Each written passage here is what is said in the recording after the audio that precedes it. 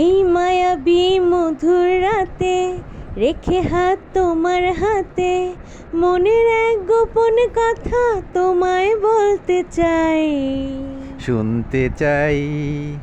কিন্তু তারপরে আর গানের কথা মনে নাই। হায় হায়, তারপরে আর গানের কথা মনে নাই। বলেছিলে আমার জন্যে লিখবে প্রেমের গান, শুরু হবে মিষ্টি মধুর প্রেমের উপাখ্যান। বলেছিলে আমার জন্যে লিখবে এমন গান, শুরু হবে মিষ্টি মধুর প্রেমের উপাখ্যান। শোনো প্রিয় শোনো দিয়ে মন, সে গানই গাইবো এখন।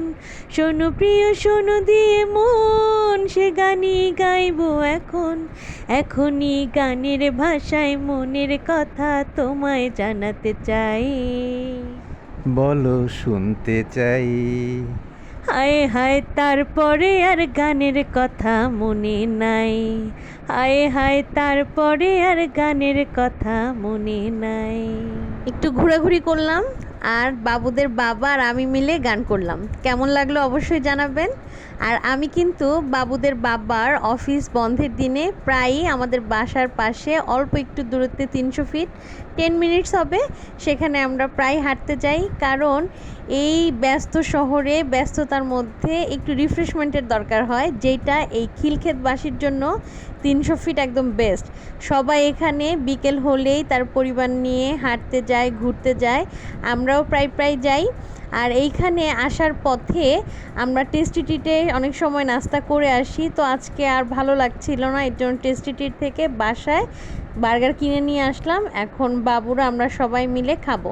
আর এই বার্গারটা কিন্তু দারুণ হয়।